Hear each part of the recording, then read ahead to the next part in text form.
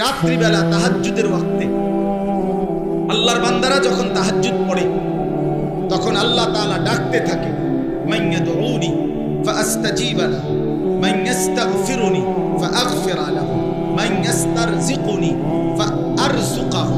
কে আছো দোয়া করবা আমি সাড়া দেব, কে আছো ক্ষমা চাইবা আমি মাফ করে দেব, কে আছো রিজিক চাইবা আমি রিজিক দেব। যার যা লাগে বলতে থাকো বলতে থাকো, আমি দেব আমি দেব। আল্লাহ নবী সাল্লাল্লাহু আলাইহি সাল্লাম বলেন, রাত্রি যখন শেষ হইতে লাগে আর অল্প কদ্দুর বাকি ফজরের ওয়াক্ত, আর কদ্দুর পরে আজান হয়ে যাবে ফজরের, আর আছে 20 মিনিট, আর আছে আধা ঘন্টা।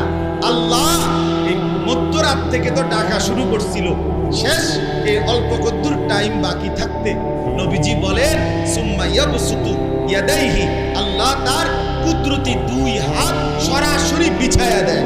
মান ইউকরিদু গায়রা আদুমিন ওয়ালা যালুমিন, আল্লাহ বলে, আরে বান্দা কে আছো আমারে একটা সেজদা দিবা, একটা জিকির করবা, একটু দোয়া করবা, যা করবা এখন আমল, আমি এগুলা ঋণ নেব, ঋণ ঋণ তোমার থেকে করজ নেব, আর এই করজ আমি 100 ফিরাইয়া বিনিময় দিয়ে দেব।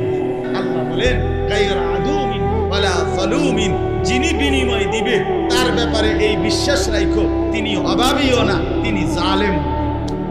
ومن الليل فتهجد به نافلة لك عسى أن يبعثك ربك مقاما محمودا।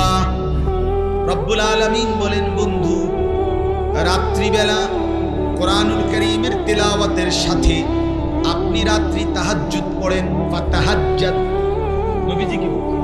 নবীজিকে আল্লাহ বলছে, বন্ধু হাশরের ময়দানে রাসূলুল্লাহ সাল্লাল্লাহু আলাইহি ওয়াসাল্লাম বলছেন, আপনারা জানেন এই হাদিস, হাশরের ময়দানে কোটি কোটি মানুষ সবাই যখন পেরেশান আর অস্থির হবে, খুঁজবে একজন কাকে, যে কে আল্লাহর কাছে একটু সুপারিশ করবে যে আল্লাহ বিচারের কাজটা কমপক্ষে শুরু করেন।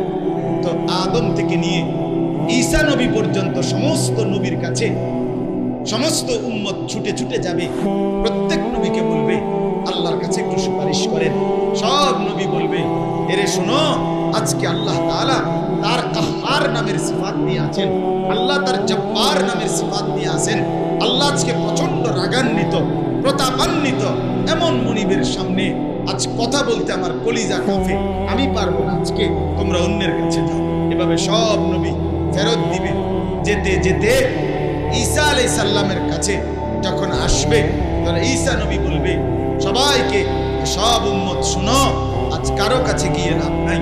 যদি কেউ আজকে আল্লাহর এই প্রবল প্রতাপের সামনে আজ যদি কেউ কথা বলার সাহস রাখে, তো সে একজনই, আখিরি বন্ধু মুহাম্মদ সাল্লাল্লাহু আলাইহি ওয়াসাল্লাম। সব উম্মত আল্লাহর নবী সাল্লাল্লাহু আলাইহি সাল্লাম নবীজির কাছে আসবেন, এসে বলবেন, আপনি মাওলার কাছে সুপারিশ করেন, আল্লাহর কাছে সুপারিশ করেন যে হাশরের বিচারের কাজটা যেন শুরু করে, আল্লাহ তাআলা যেন তার বিচার শুরু করেন।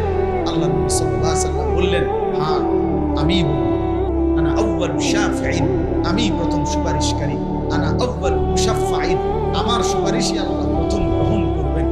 তো আল্লাহ নবী বলবেন, ঠিক আছে অপেক্ষা করো, আমি আমার আল্লাহর কাছে সুপারিশ করব, তবে আগে অনুমতি চাই।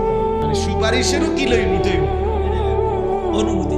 এই সুপারিশের অনুমতির জন্য নবীজি একটা নির্দিষ্ট জায়গায় যাবেন। তো আল্লাহ তাআলা সেই মাকামে মাহমুদ নামক জায়গা আল্লাহ নবী সাল্লাল্লাহু আলাইহি সাল্লামের জন্য দান করবেন, নির্ধারণ করে রাখছেন। নবীজি সেখানে গিয়ে দাঁড়ানো থেকে বসবেন এবং সেজদা দিবেন। নবীজি সাল্লাল্লাহু আলাইহি সাল্লাম এই সেজদা দিয়েই নবী অঝরে কাঁদতে শুরু করবেন, চোখের পানি ফেলবেন আর আল্লাহর প্রশংসায় কতগুলো, কোনো কথা নাই, শুধু প্রশংসার বাক্য বলবেন, হাম